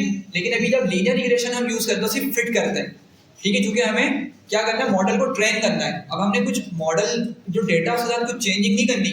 अब बोलते हैं मशीन को कि भाई तुम क्या करो, डेटा देख लो अच्छे तरीके से, जाके इसको समझो, रूल समझो, इसका जो एक मैथमेटिकल रिलेशन है वो निकालो और फिर हमें उसकी वैल्यूज बताओ, ठीक है। तो इसलिए हम यहाँ पर लीनियर रिग्रेशन या लॉजिस्टिक रिग्रेशन आगे पढ़ेंगे, डिफरेंट मॉडल्स, तो सिर्फ फिट चलाते हैं। सही है, इसको एक्स ट्रेन दिया, वाई ट्रेन प्रोवाइड किया, सही है, और इस पर मॉडल अपनी ट्रेनिंग कंप्लीट करेगा। और अब ये कैपेबल हो गया प्रेडिक्शन निकालने के लिए। तो मैं क्या करूँगा, इसको LR मॉडल डॉट प्रेडिक्ट दूंगा। प्रेडिक्ट करने का बोलूँगा किस डेटा सेट पे, एक्स टेस्ट पर, और मैं इसको सेव कर लूँगा वाई प्रेडिक्ट के अंदर, प्रेडिक्ट या वाई प्रेडिक्ट के अंदर, ठीक है। कैलकुलेट करके इसने वैल्यूज को रख लिया वाई प्रेडिक्ट के अंदर। और अब क्या करेंगे, हम सिंस रिग्रेशन पढ़ रहे हैं तो रिग्रेशन के अंदर हम R2 स्कोर कैलकुलेट कर लेते हैं कि R2 स्कोर कितना आ रहा है इसका, ठीक है। वाई टेस्ट और वाई प्रेडिक्ट प्रोवाइड करेंगे और हमें इसकी वैल्यू मिल जाएगी, कितनी आ रही है, 74.88%, ठीक है। तो इसकी जो R2 स्कोर आ रहा है वो 74.8% आ रहा है। और आपको आइडिया हो रहा होगा कि बहुत कोई पी पे परफॉर्मेंस नहीं है, लेकिन फिर भी अच्छी परफॉर्मेंस है, ठीक है। अगर 0.6 से अबव की इसकी R2 स्कोर की वैल्यू देखने को मिली तो मतलब मॉडल ने अपने हिसाब से एक अच्छी लर्निंग कंप्लीट कर ली है, ठीक है भाई, यहाँ तक। तो ये हमारे पास क्या हो गई, ये लेवल इनकोडिंग हो गई, सही है। अच्छा, तो अब अब हम समझते हैं कि लेवल इनकोडिंग क्यों इतनी ज़्यादा फ्रीक्वेंटली यूज़ नहीं होती, ठीक है, उसको ज़रा समझते हैं। देखें, लेवल इनकोडिंग ना हमारे पास लेवल इनकोडिंग का एक मसला होता है। मसला ये है कि जैसे यहाँ पे मैंने डिग्री की बात की थी, मैंने कहा मैट्रिक की डिग्री इसको उसने 0 बोल दिया, इंटर की डिग्री उसको उसने 1 बोल दिया। ये डिफरेंट हमारे पास वैल्यूज़ मौजूद हैं कॉलम के अंदर, और लेट से यूनिवर्सिटी की डिग्री उसने उसको 2 बोल दिया। अब होता क्या है, इस तरह से इनकोडिंग में तो मसला नहीं है, लेकिन इस तरह इनकोडिंग करके मशीन को या मॉडल को जब हम डेटा प्रोवाइड करते हैं कि डेटा पे लर्निंग करो, यहाँ पे थोड़ा सा मॉडल को बाइस होने का खदशा होता है, ठीक है। बाइस होने का मतलब कि मॉडल ना कुछ गलत पैटर्न ना समझ ले डेटा से। किस तरीके से, देखें, अब आप मुझे बताएं कि अगर मैं इस तरह से इसको लिखता हूँ तो यहाँ पे एक सेंस जा रहा है कि यूनिवर्सिटी की डिग्री क्या है, हायर है इंटर की डिग्री से, और इंटर की डिग्री हायर है किससे, मैट्रिक की डिग्री से। सही है बात, ये समझ आता है। ये हमारे ये जो पैटर्न मौजूद है ना यहाँ पे, इसको बिल्कुल क्या बोलेंगे कि जस्टिफाई कर रहा है। Exactly, thank you. तो ये क्या हो रहा है यहाँ पे, समझ आ रहा है कि जो हमारा टेक्स्ट था ना, टेक्स्ट था उसकी हायरार्की है, जो हमारी वैल्यूज है उसकी एक हायरार्की है कि भाई सबसे लोवेस्ट डिग्री को उसने 0 बोला, सही है, उससे ऊपर वाली डिग्री को 1, और एंड सो ऑन।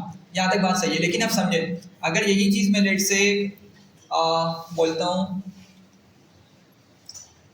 किसी और चीज़, कोई और टेक्स्ट डेटा के बाद आ रही है माइंड में, इस तरह भी बोल सकते हैं कि इसको तरतीब में मिले तो उसने कर लिया, जिस तरतीब में ना मिले तो ये इसको उल्टा बना देगा। बिल्कुल, अगर आप किसी इसको का रिकॉर्ड पहले मिला होता उसको 0 सेट कर देता। बिल्कुल, ये इस तरह से कर सकता है, ठीक है, ये वाली चीज़ कर सकता है। तो इसके लिए एक तो ये पॉइंट अच्छा उन्होंने बताया कि सीक्वेंस होना लाजमी है। मतलब अगर सीक्वेंस आपकी यही है ना, सबसे पहले आपको एमडी मिल रहा है, मतलब अब लेट से 100 रोज का डेटा है, लेकिन सबसे पहली वैल्यू क्या मिल रही है, एमडी मिल रही है। यूनिवर्सिटी डिग्री नहीं मिले, अगर उसको यूनिवर्सिटी डिग्री मिली तो उसी को 0 बोल देगा। फिर अगर उसको पहले मैट्रिक की डिग्री मिल जाती है, उसके बाद नेक्स्ट वैल्यू क्या मिल रही है, भले कहीं भी मिले, 20वीं रो पे जाके मिले, लेकिन कौन सी मिले, इंटर की डिग्री मिले, तो फिर उसको 1 बोलेगा ये। और फिर लेट से 100 वाली रो पे यूनिवर्सिटी की डिग्री मौजूद है तो उसको 2 बोल देगा। ये बात सही है। और इससे जो और इससे जो मॉडल को एक सेंस जाएगा वो बिल्कुल सही जा रहा है कि हाँ भाई इनकी एक हायरार्की है, ये जो नंबर्स हैं ना इनके दरमियान एक रिलेशन मौजूद है।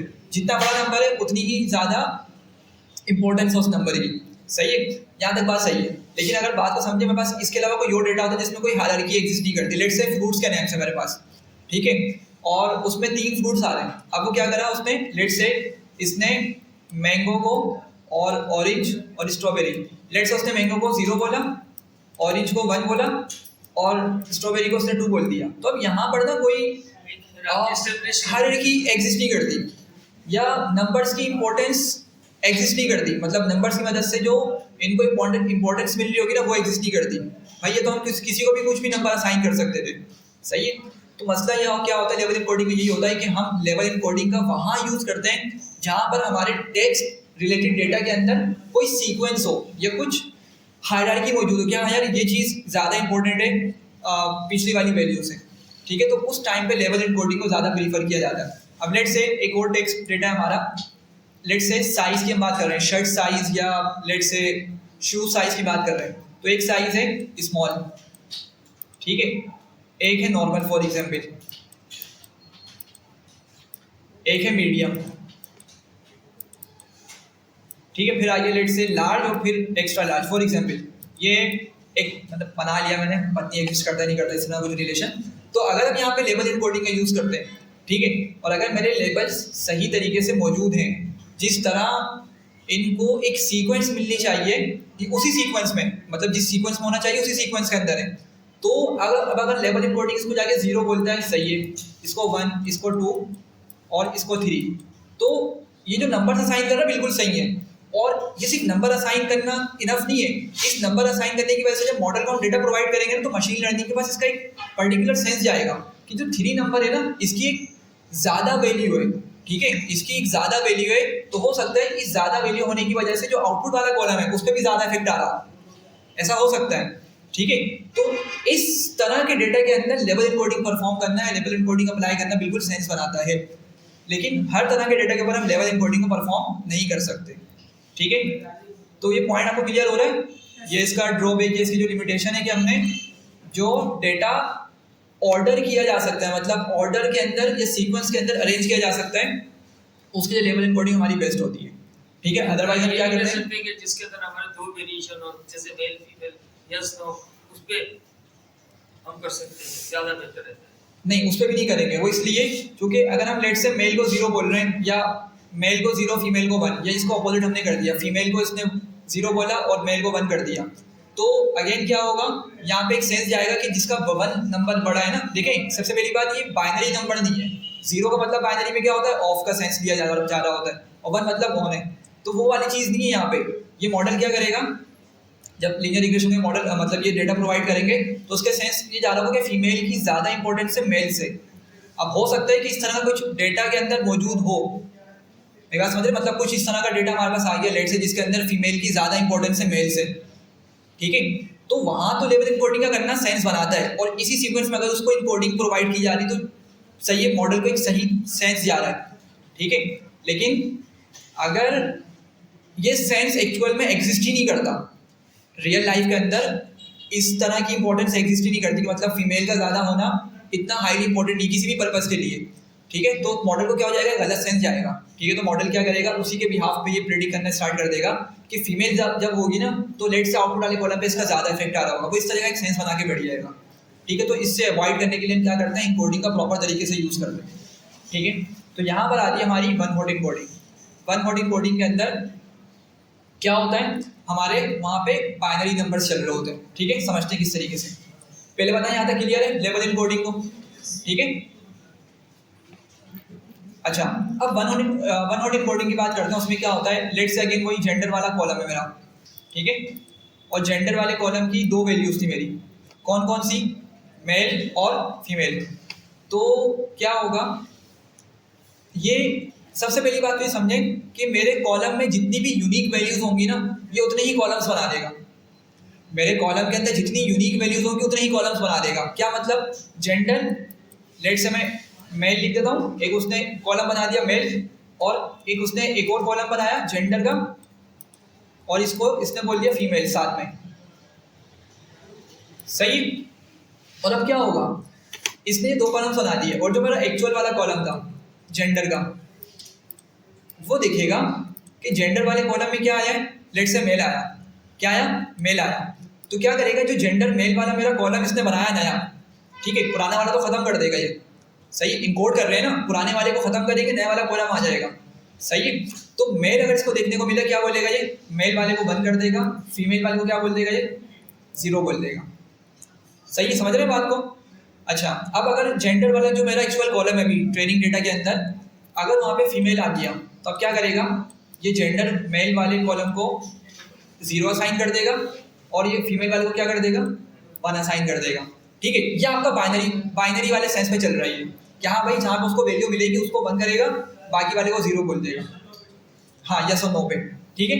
तो ये आपकी क्या होती है, ये आपका वन हॉट इनकोडिंग होती है, कि आपका जितने पहले कॉलम के अंदर यूनिक वैल्यूज होंगी उसी हिसाब से आपके कॉलम्स बन जाएंगे, और फिर इस तरीके से आपके नंबर्स हैंडल हो रहे होते हैं, ठीक है भाई, यहाँ तक बात समझ आ रही है। अच्छा, एक चीज़ हमने पढ़ी नहीं है, गेट डमीज होता है वो, ये पार्टनर्स की एक फंक्शनैलिटी होती है, इसको डिस्कस कर लेंगे। वो भी हमारे पास क्या होती है, इसी तरीके से काम करती है, लेकिन उसमें एक लिमिटेशन होती है, जो जिसकी वजह से हम वन हॉट इनकोडिंग पर आते हैं। तो खैर फिलहाल अब वन हॉट इनकोडिंग का हमने यहाँ पे स्टार्ट कर लिया, तो पहले वन हॉट इनकोडिंग कंप्लीट करते हैं, फिर मैं आपको गेट डमीज बताऊंगा कि गेट डमीज को हमने क्यों यूज़ नहीं किया। तो बताया जरा, यहाँ तक क्लियर हो रहा है सबको। अच्छा, अब इसको अगर मुझे यूज़ करना है तो क्या करना होगा, अगेन मुझे प्री प्रोसेसिंग से जाके वन हॉट इनकोडर को इंपोर्ट करना पड़ेगा। ऊपर आ जाता हूँ वापसी, और प्री प्रोसेसिंग के अंदर से क्या करेंगे, एक और लाइब्रेरी इंपोर्ट करेंगे जिसका नाम है वन हॉट इनकोडर, सही। अच्छा, आपकी ये जो वर्किंग है ना, ये सेम रहेगी, आपने बिल्कुल यही वाला काम करना है। कहाँ तक, यहाँ तक आपने ट्रेंड टेस्ट स्प्लिट करवा दिया, ठीक है, ट्रेंड टेस्ट स्प्लिट तक आपका ये काम हो गया। लेबल इनकोडिंग हमने नहीं करनी, सही है, आगे ही बढ़ेंगे। आगे बढ़ने के बाद अभी जो हमने ये वाला काम किया है, कौन सा, नॉर्मलाइजेशन वाला, जो हमने मेन मैक्स स्केलर चलाया था यहाँ से, फिर आपको ये कंटिन्यू करना होगा ताकि आपके न्यूमेरिक कॉलम्स क्या हो सकें, 0 से 1 के स्केल में चले जाएं और जो टेक्स्ट रिलेटेड कॉलम्स होंगे वो रह जाएंगे। अगर आपको याद हो, पहले हमने टेक्स्ट रिलेटेड वाले कॉलम्स को हैंडल किया था लेबल इनकोडिंग की मदद से, उसको हमने न्यूमेरिक नंबर्स में कन्वर्ट किया था, नंबर्स में कन्वर्ट किया था। हम उन्हीं टेक्सचुअल डेटा वाले कॉलम्स को वन हॉट इनकोड करेंगे, ना कि लेबल इनकोड। सही है, लेकिन सिर्फ इस वाले स्टेप के अलावा आपका जो पूरा कोड है वो सेम रहने वाला है। मेरी बात समझ रहे हैं मैं क्या बोल रहा हूँ? आपका ट्रेंड टेस्ट स्प्लिट ये भी सेम रहेगा, ये वाला स्टेप नहीं आएगा जहाँ पे हमने इसको इनकोड किया था, लेबल इनकोड जो किया था। और फिर आपका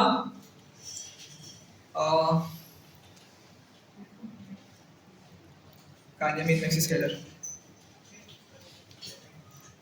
ये ना, यहाँ से दोबारा से एज इट इज कोड आएगा, यही आपने सब कुछ करना है। ठीक है, बस डिफरेंस क्या है कि अभी हमने लेबल इनकोड किया था, अब हम वन हॉट इनकोडिंग की तरफ जाएंगे। सही है, तो कोड लिखूं दोबारा या बस कंटिन्यू कर लूं मैं इसको वन हॉट इनकोड करके? बताएं जो करना है। चलें फिर मैं ऊपर से ना सेल्स को रन कर लेता हूँ जहाँ तक मुझे चाहिए रिक्वायरमेंट मुताबिक, चूंकि हमारा एक्स ट्रेन जो है वो लेबल इनकोड हुआ है, तो हम इसको वन हॉट इनकोड करने के लिए वापसी से एक्स ट्रेन एक्स टेस्ट तक कमांड को रन कर लेते ताकि हम फिर इसमें वन हॉट इनकोड अप्लाई कर सकें। तो मैंने ना ऊपर से कोड कॉपी कर दिया। ठीक है, वन हॉट इनकोडिंग के अंदर जो हमने स्टेप्स करने हैं ना उनको मैंने, ताकि आपको क्लियर हो जाए। सबसे पहले हम वही फाइल रीड करेंगे। ठीक है, फाइल रीड करने के बाद फ़िलहाल अगर आप इन्फो निकालें डेटा की, तो डेटा जो है वो अभी अपनी ओरिजिनल हालत में मौजूद है, मतलब सही तरीके से प्रॉपर अपनी डेटा टाइप में मौजूद है। ठीक है, और सारी वैल्यूज़ यहाँ पे फुल हैं, कोई एम्प्टी वैल्यू मौजूद नहीं है। तो हमें अभी पांडास की मदद से जो हम प्री प्रोसेसिंग किया करते थे वो करने की ज़रूरत नहीं है फ़िलहाल। तो हम आगे बढ़ रहे हैं। हमने क्या किया, डेटा को एक्स और वाई में सेपरेट कर दिया।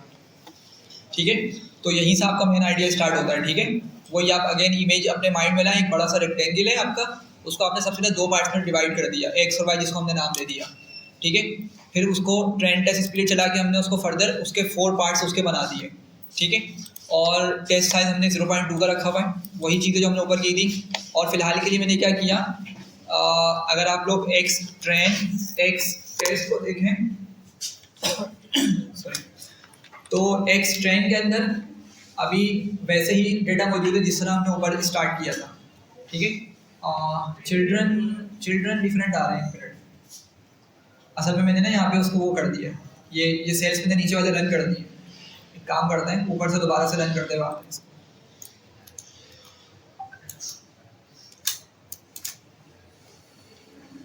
सही है, चिल्ड्रन अब ओरिजिनल वाले आ गए जो चिल्ड्रन मौजूद थे। अच्छा, तो अब क्या करना है, हमने अगेन वही करना है। ये हमारा एक्स ट्रेन है। अब इसमें आपने डेटा को देखना है कि अगर आपके पास इस डेटा के अंदर टेक्सचुअल कॉलम हो, टेक्स्ट रिलेटेड डेटा हो, तो उसको इनकोड करना है। ठीक है, और दूसरा क्या करना है, जो हमारी वैल्यूज़ हैं उसको हमने नॉर्मलाइज करना है या तो स्टैंडर्डाइज करना है।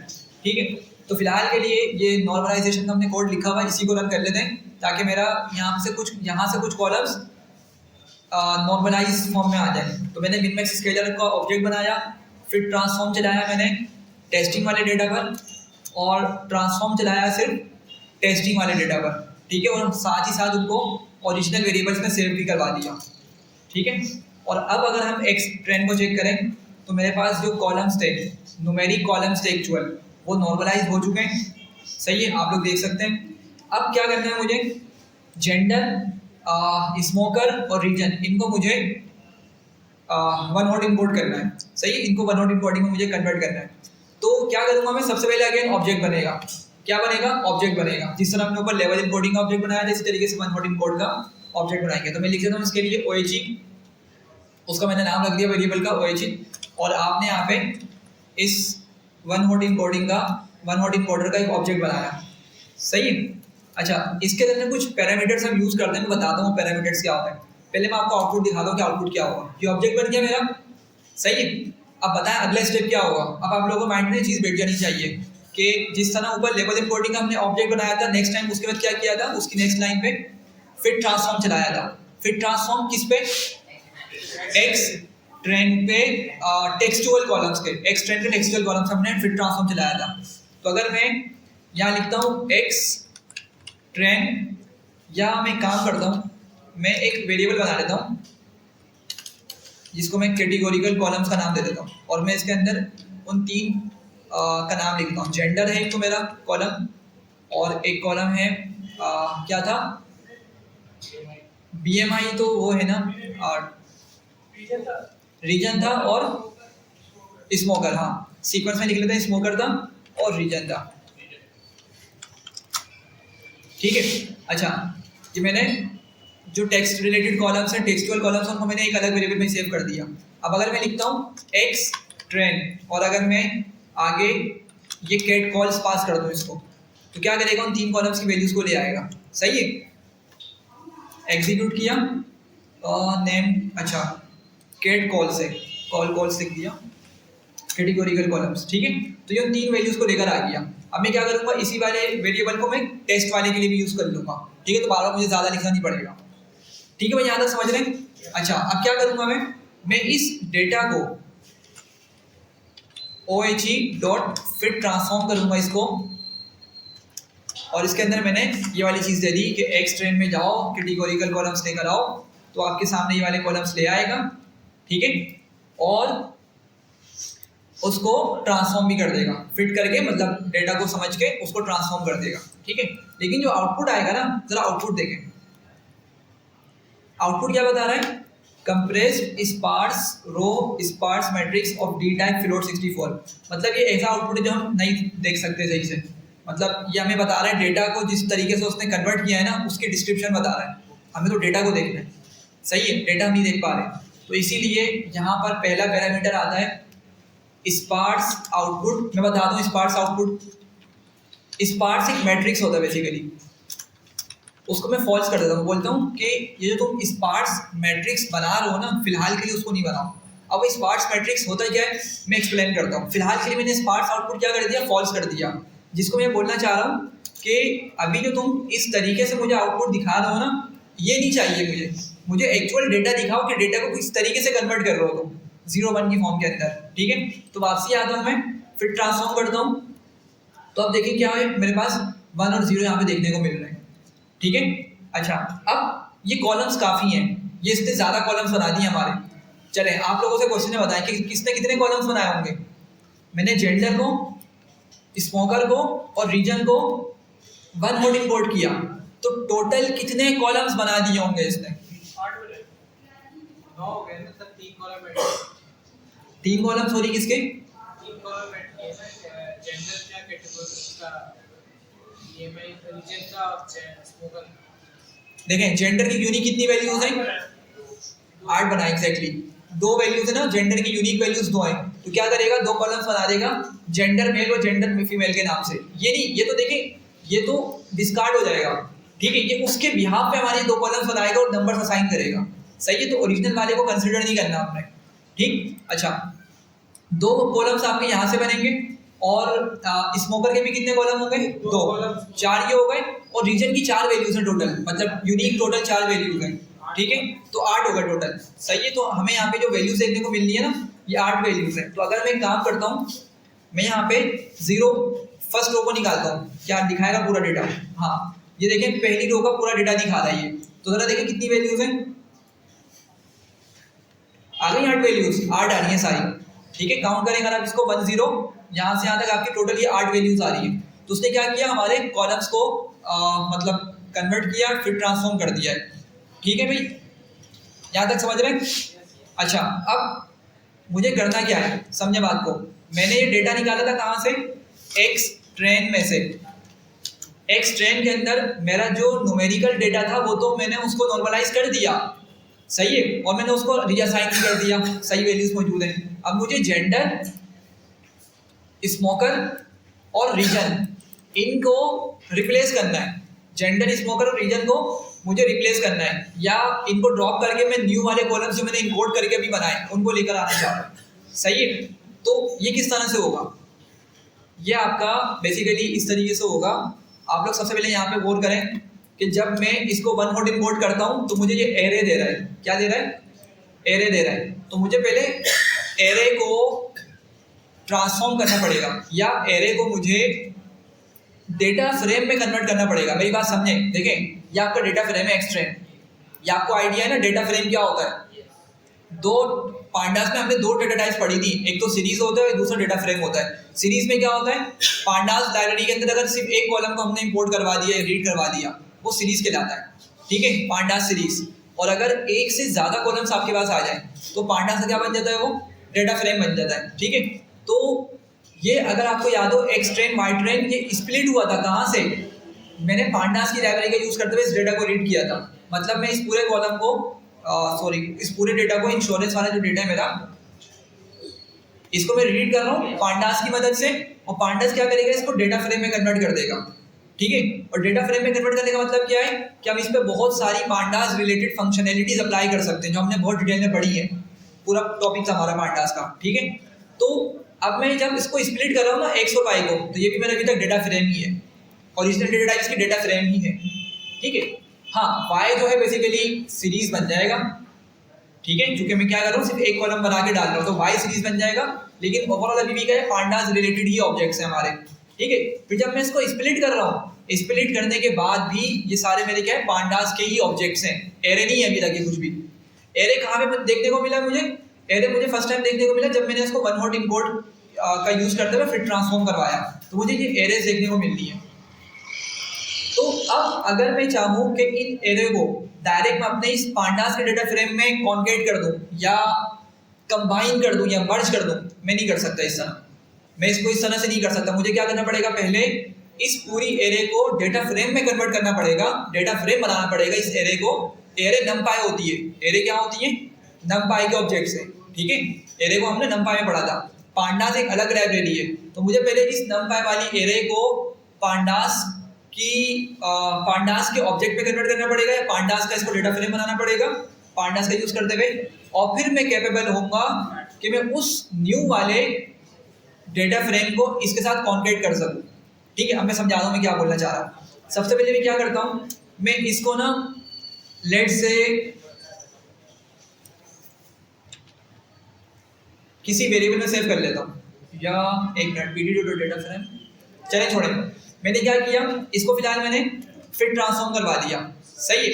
अब मैं काम करने लगा हूँ, यहाँ देखें, मैं लिखता हूँ अगर मुझे किसी भी डेटा को डेटा फ्रेम में कन्वर्ट करना हो, तो ये चीज़ आप लोगों के लिए नहीं है, इसको थोड़ा समझिएगा।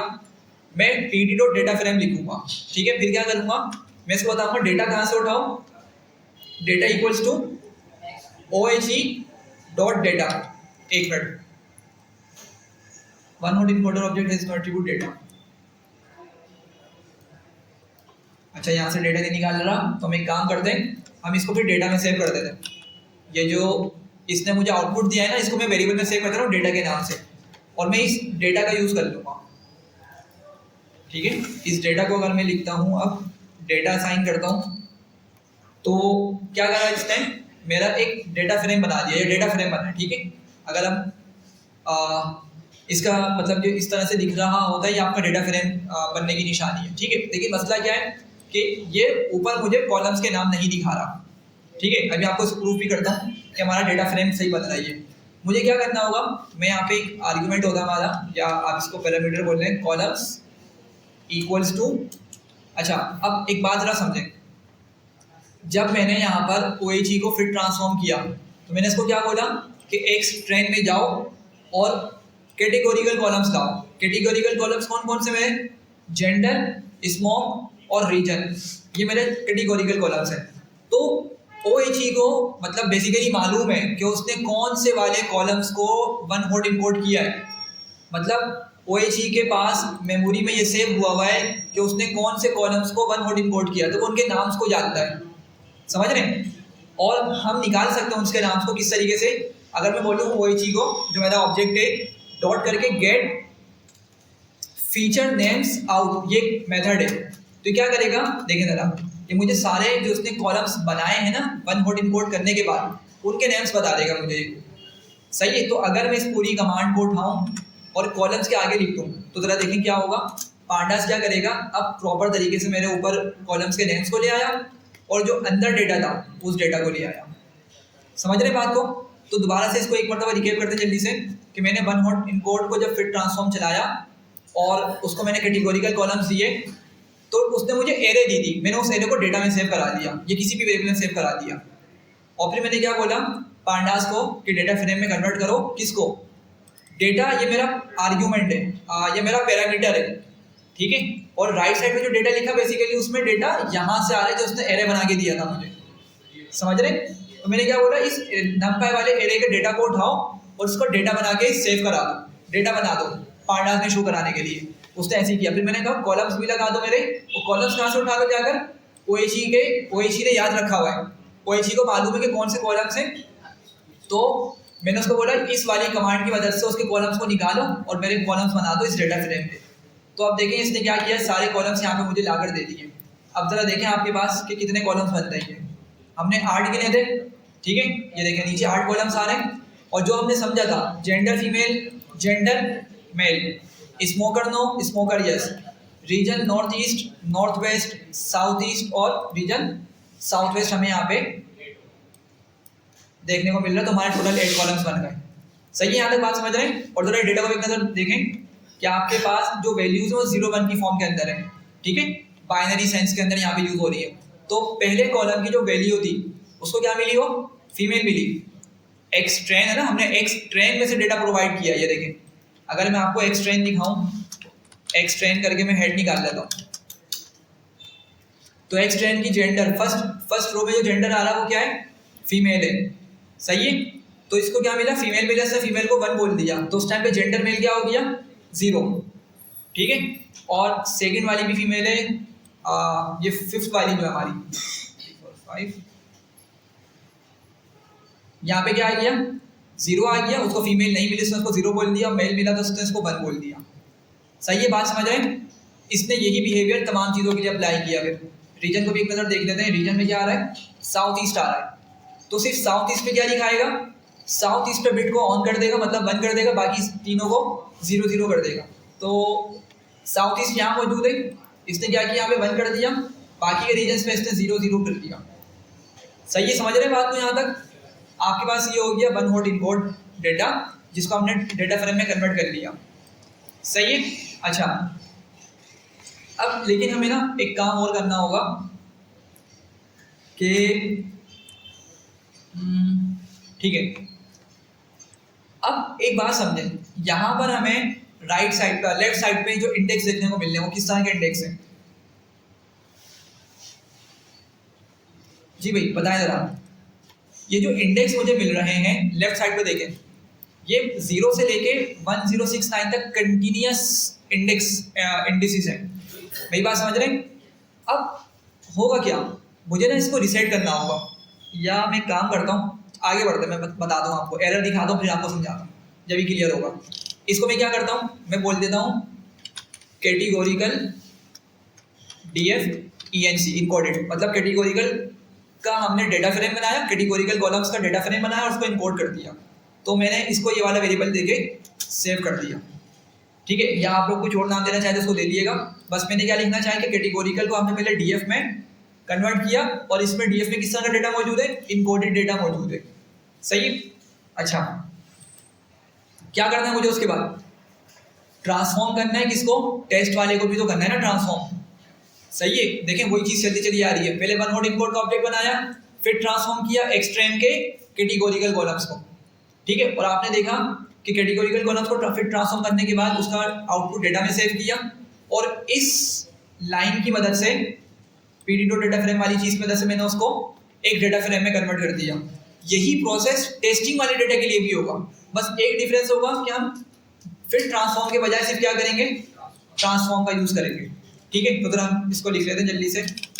क्या लिखूंगा मैं, OHE। अच्छा, OHE ऑब्जेक्ट है और इसको एक्चुअली मालूम है कि इसने किस मतलब मेल के लिए क्या यूज किया, फीमेल के लिए क्या पैटर्न इस्तेमाल किया, स्मोकर यस, स्मोकर नो में किस तरीके से डेटा को रखा, इसको सब मेमोरी में सेव हुआ हुआ है। तो मैं इसको जस्ट क्या बोलूंगा कि तुमने ऊपर जो चीजें अप्लाई की है ना, उन चीजों को अप्लाई कर दो मेरे किस पर, एक्स टेस्ट डेटा सेट के कैटेगोरिकल कॉलम्स पर। सही है भाई, यहाँ तक सिर्फ ट्रांसफॉर्म करूंगा किसको, एक्स टेस्ट के कैटेगोरिकल कॉलम्स को। सही, एग्जीक्यूट किया और अगेन मुझे क्या दिखा रहा है, ये डेटा दिखा रहा है। तो अगेन क्या करना होगा मुझे, इस चीज को भी एक वेरिएबल में सेव कर लेता हूं मैं। लेट से फिलहाल के लिए मैं इसको डी बोल देता हूँ, सिर्फ इसको डी बोल रहा हूँ, ठीक है, उसने वो डेटा डी में सेव करा दिया। क्या करूँगा डेटा फ्रेम में कन्वर्ट करने के लिए वापसी से, pd डॉट डेटा फ्रेम और डेटा इक्वल्स टू करके डी लिखूंगा। ठीक है, डेटा आर्ग्यूमेंट का नाम है या पैरामीटर है, इक्वल्स टू डी, डी ऊपर जो हमने डेटा सेव किया था, और अगेन क्या लिखूंगा, columns equals to OHE dot get feature names out. जरा देखें इसको, तो क्या किया इसने, टेस्टिंग वाले डेटा को भी मेरे पास यहाँ पे डेटा फ्रेम में कन्वर्ट कर दिया। ठीक है, अच्छा यहाँ पे कुछ क्वेश्चन दिमाग में नहीं आ रहा कि हम डेटा फ्रेम में क्यों कन्वर्ट कर रहे हैं, हम डायरेक्ट ही एक्स ट्रेन में क्यों नहीं असाइन कर रहे। ऑल्दो मैं डिस्कस कर चुका हूँ, लेकिन क्यों कर रहे हैं हम ऐसा जी? इंडेक्सिंग मैच नहीं करती उससे। इंडेक्सिंग मैच नहीं करती, और दूसरी बात ये है कि ये जो हमें वन नोट इनपुट डेटा दे रहा है वो क्या है, एरे के अंदर दे रहा है, तो हम डायरेक्ट एरे को उठाकर किसी डेटा फ्रेम के अंदर कॉन्केट नहीं करा सकते। हमने पढ़ा था डेटा फ्रेम्स को हम कॉन्केट करा सकते हैं, जिस तरह हमारी लिस्ट के अंदर अपेंड का एक कॉन्सेप्ट होता है, अपेंड करते हैं हम लिस्ट के अंदर आइटम्स को। ठीक है, और इसी तरीके से पांडास के अंदर कॉन्केट का कॉन्सेप्ट होता है, लेकिन कॉन्केट जब ये होगा जब दोनों साइड पे डेटा फ्रेम्स हो। मैं बोलूँगा इस वाले डेटा को उठा के इस वाले के साथ कॉन्केट करा दो, मतलब मर्ज कर दो, कंबाइन कर दो। अब वो दो तरीकों से हो सकता है, इस तरह हॉरिजॉन्टली भी हो सकता है कि लेट्स से आपके पहले वाले के अंदर 4 कॉलम्स थे, अगले डेटा फ्रेम में 5 कॉलम्स थे, आपने इनको हॉरिजॉन्टली कंबाइन किया, तो टोटल कितने कॉलम्स हो गए, 9 कॉलम्स हो गए। ठीक है, ये कब होगा, जब आपके कॉलम्स डिफरेंट हैं, सही है। लेकिन अगर आपके पास दोनों ही डेटा फ्रेम, 2 ऑब्जेक्ट्स हैं, दोनों ही डेटा फ्रेम के अंदर सेम कॉलम्स है, लेट्स से एज हाइट और वेट 3 कॉलम्स हैं लेफ्ट वाले डेटा फ्रेम में, और एक और डेटा फ्रेम है उसमें भी ये 3 कॉलम्स हैं। तो आप बोलेंगे क्या मैं बार बार, मतलब एक कॉलम का नाम क्यों बार बार तो लिखूं मैं, तो ऊपर नीचे हम इसको मर्ज करा देंगे, वर्टिकली इसको मर्ज करवा देंगे। ठीक है, तो ये लेकिन होगा किसके, सिर्फ डेटा फ्रेम वाले ऑब्जेक्ट के साथ ये वाला काम होगा। ठीक है, तो हम एक काम करते हैं, इसको कैटेगोरिकल डीएफ इनकोडेड टेस्ट, फिलहाल मैंने इसको ये नाम दे दिया। ठीक है, कि कैटेगोरिकल डेटा फ्रेम है इनकोडेड, और कौन सा वाला है वो, टेस्ट का है। चले एग्जीक्यूट किया और हमारे पास क्या हो गया, ये ऑब्जेक्ट्स बन गए। ठीक है, अब एक चीज़ फाइनल, इसको देख के हम कंप्लीट करते हैं। मैं क्या करता हूँ, एक्सटेंड मैंने प्रिंट किया। अब एक्सटेंड जब मैंने प्रिंट किया तो आपका से डेटा देखने को मिल रहा है, सही है। अब मुझे क्या करना है, ये भी डेटा फ्रेम है और ये वाला कैटेगोरिकल डेटा फ्रेम इनकोडेड, ये भी क्या है, एक्स ट्रेन से निकले हुए कॉलम्स की इनकोडेड फॉर्म है, जो कि डेटा फ्रेम में बना दिए मैंने, डेटा फ्रेम में कन्वर्ट कर दिए। तो अगर मैं इसको कॉन्केट करने की कोशिश करूँ किसके साथ, एक्स ट्रेन के साथ, सही है। देखें मैं क्या कर सकता हूँ, मैं जेंडर को, स्मोकर को और रीजन को ओवरराइड तो नहीं कर सकता। क्यों, क्योंकि मेरा जो कैटेगोरिकल डीएफ इनकोडेड वाला वेरिएबल है ना, वो कुछ इस तरह के कॉलम्स लेकर आया है। जेंडर को सिर्फ जेंडर नहीं बोल रहा है, जेंडर फीमेल बोल रहा है, जेंडर को जेंडर मेल बोल रहा है, सही है। तो अगर मैं ओवरराइड करना भी चाहूँ तो नहीं कर सकता मैं। मेरी बात समझ रहे मैं क्या बोल रहा हूँ। पहले वाले सिनेरियो के अंदर कॉलम के नाम सेम रखता था लेवल इनकोडिंग में, तो हम डायरेक्टली उसको असाइन करते वो काम चला लेता था। लेकिन अब ये काम नहीं होगा, तो मुझे इनको कॉन्केट करना पड़ेगा। अब अगर मैं लिखता हूँ x train dot concat, I think ये पीडी डॉट कॉन्केट करके चलता है, 1 मिनट, पीडी डॉट कॉन्केट करके हम इसको लिखना पड़ेगा। और मैं यहाँ पे लिस्ट पास करता हूँ, क्या मैं बोलता हूँ एक्स ट्रेन को कॉन्केट करो किसके साथ, कैटेगोरिकल डीएफ इनकोडेड, और एक्सिस बताऊंगा मैं इसको कि किस तरह इनको कॉन्केट करो, किस तरह मर्ज करो, एक्सिस इक्वल टू करके 1 बताऊंगा कि कॉलम वाइज इनको मर्ज करो। ठीक है, ऊपर नीचे नहीं करो, मतलब इस तरीके से कॉलम को एक साथ मर्ज करो। ठीक है, हॉरिजॉन्टली। तो देखें अब ये आपको देगा तो मर्ज करके, लेकिन आपको कितने सारे एन दिखा रहा है। ठीक है, ये मसला है जो मैं आपको बताना चाह रहा था ऊपर। अब समझे बात को, ऐसा क्यों हो रहा है। ये मेरे पास 1281 रोज लेकर आ रहा है सबसे पहली बात।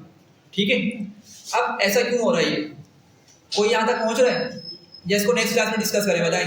वो जो कैटेगरी का कॉलम का डेटा था उसमें ऐड कर दिया, लेकिन एज वगैरह में डेटा तो मैंने देखा। मैं रीजन समझा नहीं, दोबारा बोला आप। सर जो हमारे टीचर थे ओरिजिनली रोज कितनी थी सर ये, ओरिजिनल रोज थी 1070, अब ये बढ़ा के उसने 1281 कर दिया। चलिए इसको एक काम करते हैं, नेक्स्ट क्लास में डिस्कस करते हैं, ठीक है, क्योंकि थोड़ा सा डिटेल में हमें इसको देखना है और तो नेक्स्ट क्लास में इसको कंप्लीट करते हैं।